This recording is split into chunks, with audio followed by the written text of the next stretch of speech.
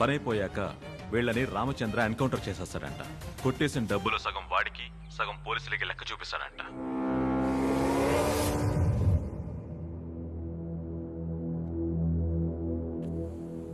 నన్ను చంపితే ఆ ఆడియో కమిషనర్కి వెళుతుంది. నీకేం కావాలి చెప్పు. బ్యాంకులోకి వచ్చి బేరు బ్రాండీ అడుగుతారా? సరే, నువ్వు 500 కోట్లు తీసుకో, కాంప్రమైజ్ అయిపోదాం. ఎవిడెన్స్ మాత్రం ఇచ్చే. మిగతాది మొత్తం 25,000 కోట్లు.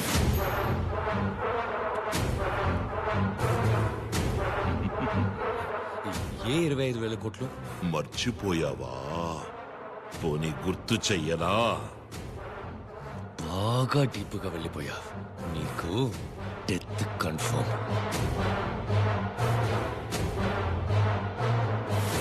సార్, శామ్ దొరికాడు. అనుమానించే విధంగా కిలోమీటర్ దూరంలో ఒక కారు ఆగుంది. చెక్ చేసినప్పుడు సార్, నన్ను కాపాడండి సార్, ప్లీజ్. నేను అన్ని నిజాలు చెప్పేస్తాను. ఒకరోజు చైర్మన్ నన్ను పిలిచి ఎందుకు ఏంటి అని అడగకుండా చెస్ట్లో ఉన్న 1500 కోట్లలో 500 కోట్లను కొట్టేయడానికి మనుషుల్ని సెట్ చేయమన్నారు. నేను నా ఫ్రెండ్ ఏసీ రామచంద్రని కాంటాక్ట్ చేశాను. వాడు డాగ్ డెవిల్ని కాంటాక్ట్ చేశాడు. కానీ డాగ్ డెవిల్ చేయనని చెప్పాడు. చేయనన్న వాడికి ప్లాన్ తెలిసిపోయింది. డబుల్ క్రాస్ చేస్తే ఏం చెయ్యాలో తెలియక టెన్షన్ పడ్డాను. కానీ బయటకు చూపించుకోకుండా ఏం పర్వాలేదు, నువ్వు వేరే టీం చూడని చెప్పి డాగ్ డెవిల్ని వాచ్ చేయడానికి మనుషులు పెట్టాను. నేను అనుమానించినట్టే ఎప్పుడూ ఇండియాకి రానివాడు ఇండియాకి వచ్చాడు. ఎందుకు రిస్క్ అని ఆ టీంనే లేపేయమన్నాను. కానీ ఇద్దరు మాత్రం ఎలాగో తప్పించుకున్నారు. నాకు తెలిసిందంతా చెప్పేశాను సార్, కాపాడండి సార్ ప్లీజ్. డిఫ్యూజ్ చేయండి.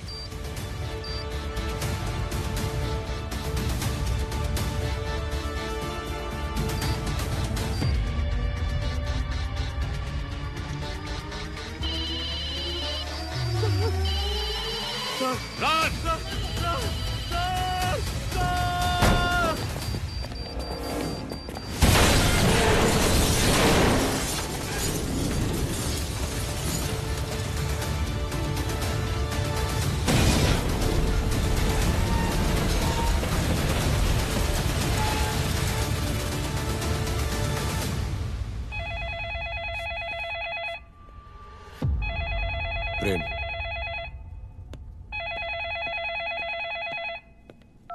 చైర్మన్, శామ్ చచ్చిపోయాడు. నీ వల్ల అయితే నీ ప్రాణాలు కాపాడుకో. ఎంక్వైరీ చేయాలి. నెక్స్ట్ నువ్వే. షూట్ చేయరా. ఏమైంది? వెళ్ళట్లేదు. డమ్మీ బుల్లెట్ ఎలా పేలుతుంది?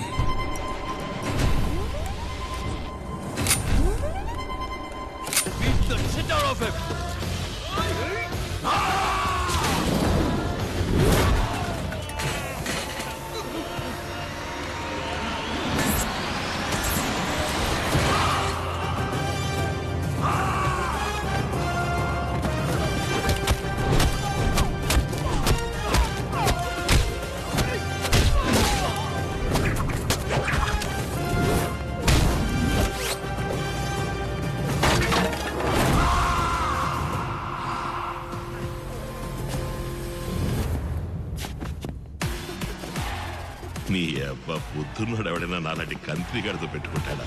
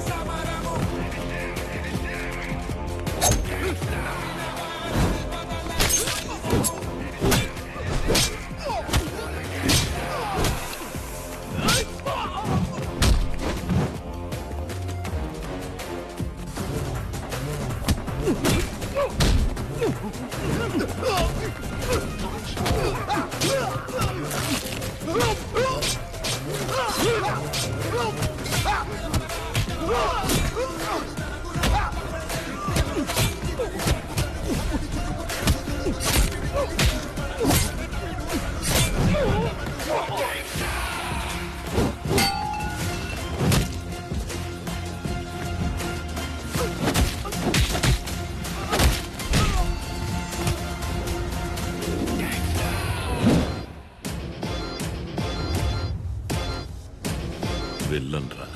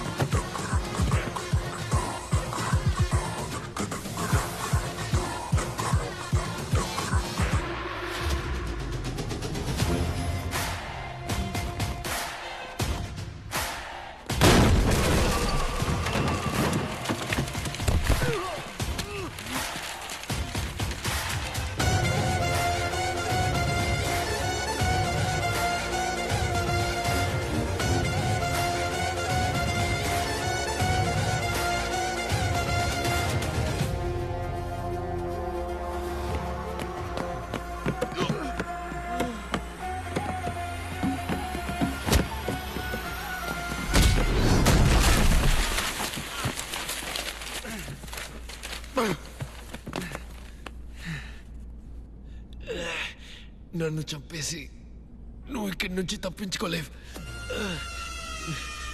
ఎవ్రీ 5 minutes 2 యాడ్స్ ప్లే చేయాలి. లైవ్ ని దానికి తగ్గట్టుగా స్టాకర్ చేసుకోవాలి. Okay and ticket tape ads ఎన్ని వచ్చినా వద్దనుకో. అన్నిటిని తీసుకోవాలి, అన్నిటిని స్క్రోల్ చేయాలి. బ్యాంక్ నుంచి ఒక ఎక్స్క్లూజివ్ వీడియో పంపించారు మ్యామ్. ఆనర్ ఏటీవీకి మాత్రమే దొరికిన యువర్ బ్యాంక్ దోపిడీదారుడి ప్రత్యేక వీడియోని ఇప్పుడు చూద్దాం. నమస్కారం. కమిషనర్ మీతో మాట్లాడింది నేను విన్నాను. Yes, he's right.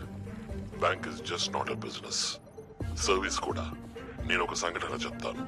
కమిషనర్ చెప్పింది కరెక్టో కాదో తెలుసుకుందాం.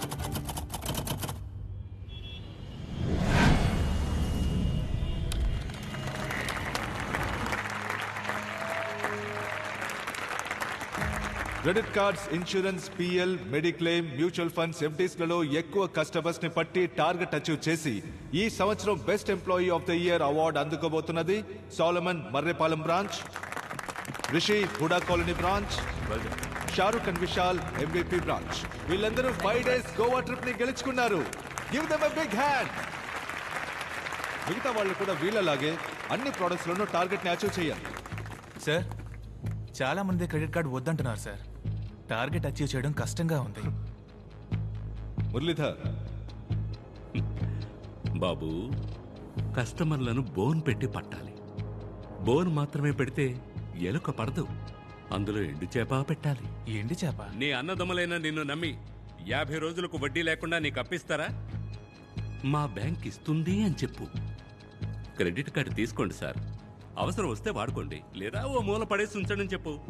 తప్పకుండా తీసుకుంటారు. 50 రోజుల్లో డబ్బు తిరిగి కట్టకపోతే 36% వడ్డీ, వడ్డీకి వడ్డీ. అప్పు 3 నెలల్లో డబుల్ అవుతుంది. ఇవన్నీ చెప్పొద్దా సార్?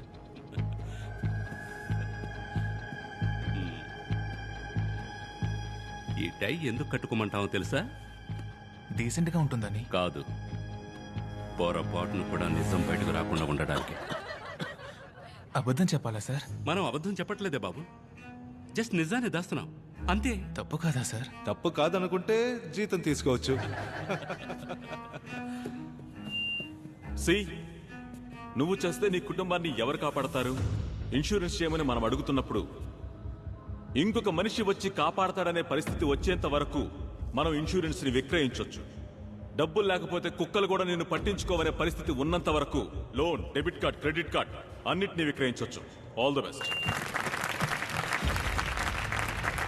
ప్రేమ్, ఆ కుర్రాన్ని వేరే ప్రోడక్ట్ కి మార్చు. అందులోనూ పర్ఫార్మెన్స్ లేకపోతే తీసేయి. Yes sir. Goa trip, incentives, gift coupons అని బోలెడన్ని ఈసోప్స్ ఆఫర్ చేయి. అప్పుడే మనం టార్గెట్ రీచ్ అవ్వగలం. Done sir. టార్గెట్ టార్గెట్ అని చావ కొడుతున్నారు. ఏంట్రా మామా, ఎందుకు డల్గా వస్తున్నా? పిఎల్ క్రెడిట్ కార్డ్స్కే దిక్కులేదు, ఇందులో మ్యూచువల్ ఫండ్స్ కి మార్చేశారు. అవన్నీ అప్పర్ మిడిల్ క్లాస్ వాళ్ళు కదరా. మన బ్యాంక్ లో ఎవరెవరి అకౌంట్ లో డబ్బు ఉందో లిస్ట్ ఇచ్చారు. అయితే ఇంకే మామా, లిస్ట్ లో ఉన్న వాళ్ళతో మాట్లాడు. Next year best employee award మనం తీసుకుందాం. గోవా టూర్ కి మనం వెళ్దాం. నమస్తే సార్, నేను రిలై మ్యూచువల్ ఫండ్ నుంచి మాట్లాడుతున్నాను. నేను చెప్పే మ్యూచువల్ ఫండ్ లో మీ డబ్బును ఇన్వెస్ట్ చేశారంటే 4 ఏళ్లలో మీ డబ్బు రెట్టింపు అవుతుంది.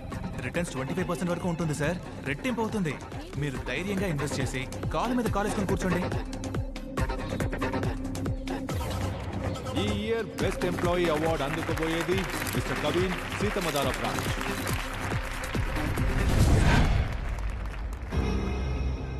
బ్యాంకులు అధిక అప్పులిచ్చి దివాళా తీసే పరిస్థితిలో ఉండగా యువ బ్యాంక్ రిలే మ్యూచువల్ ఫండ్ సంస్థ దివాళా తీసినట్టు ప్రకటించారు. 5 లక్షల కోట్ల ప్రజల 25,000 కోట్ల రూపాయల పరిస్థితి ఏంటి? సిబిఐ విచారణ ఆరంభం. న్యూస్ లో ఏదేదో చెప్తున్నారేంటయ్యా?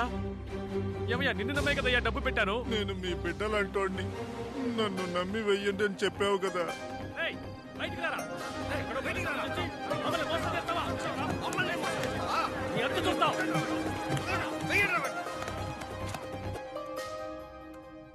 అవేం పట్టించుకోకుండా నీ పనేంటో నువ్వు చూసుకో. ఏంటి సార్ ఇంత తేలిగా చెప్తున్నారు?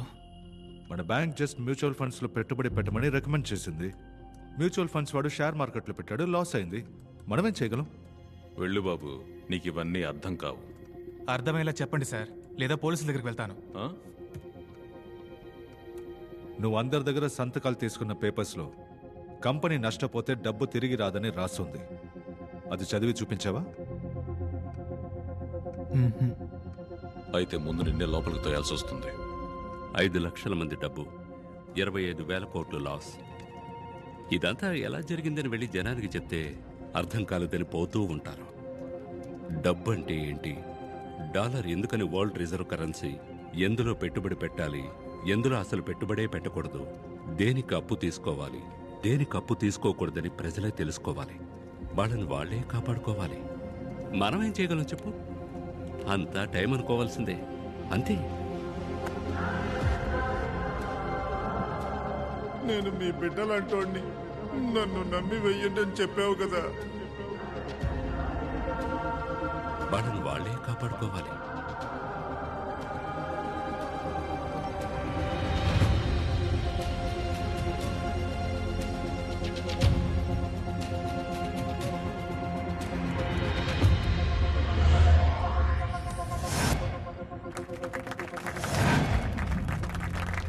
Welcome Krish. Thank you Sam. Krish, welcome to Vizag. Thank you. వాళ్ళు వదిలిపెట్టకూడదు. పెట్టా. ఏయ్, పెట్టండి. ఏయ్, వదిలిపెట్టరా. సార్, కొన్ని వేల మంది కత్తులు, కర్రలు, పెట్రోల్ క్యాన్లు తీసుకొని మన బ్యాంకును చుట్టుకుంటేశారు సార్. పోలీసులు వచ్చే వరకు అప్పుడు కట్టమేమో సార్. ఆ డబ్బుని, ఆ డబ్బుని, ఆ డబ్బుని. ఆగండి అయ్యా, ఆగండి. ఆ డబ్బుని మీరు తగలెట్టుకుని చస్తే డబ్బు రాదు. ఇక్కడ నుంచి వెళ్ళిపోండి. మేమెందుకయ్యా తగలబెట్టుకోవాలి? మేమేం తప్పు చేస్తాం? ఈ పెట్రోలు మిమ్మల్ని తగలబెట్టడానికే. మీరు మర్యాదగా మా డబ్బు తిరిగి ఇవ్వకపోతే మొత్తం బిల్డింగ్ నే తగలబెట్టేస్తాం. ప్రేమ్, నేను వైజాగ్ వస్తున్న విషయం పబ్లిక్ కి ఎలా తెలిసింది? తెలీదు క్రిష్. నేనే చెప్పాను.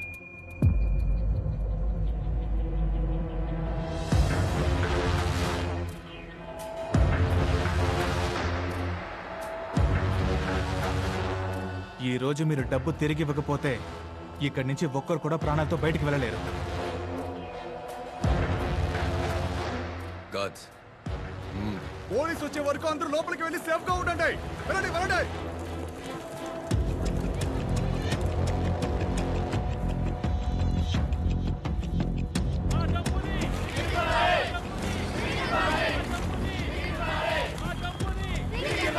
తప్పకుండా, తప్పకుండా. కోర్టులో కేసు జరుగుతుంది. అది పూర్తయ్యాక మీ డబ్బు మీకు అందుతుంది. నేను చచ్చిన తర్వాతే ఆ కేసు పూర్తవుతుంది. కడుపు కట్టుకుని ఎన్నో అవమానాలు పడి ₹1 సంపాదిస్తున్నాం. మమ్మల్ని ఇలా మోసం చేయడం న్యాయమా సార్? బ్రతకడం కోసం చచ్చేంతగా కష్టపడుతున్నాం. మా డబ్బుని ఎలాగైనా ఇప్పించేయండి సార్. తమ్ముడు, ఇది ఫినాన్షియల్ క్రైమ్. నువ్వు, నీ బాబు, గవర్నమెంటే తలుచుకున్నా కూడా నా దగ్గర నుంచి ₹1 కూడా వసూలు చేయలేరు. సార్, డబ్బు తిరిగిచ్చేయండి. ఈ స్కామ్ మీరే చేశారనడానికి నా దగ్గర అన్ని ఆధారాలు ఉన్నాయి. వాటిని గనక ప్రెస్కిచ్చానంటే మీరు బయటికి కూడా వెళ్ళలేరు. అందరూ కలిసి చెప్పుతో కొడతారు. అలాగా?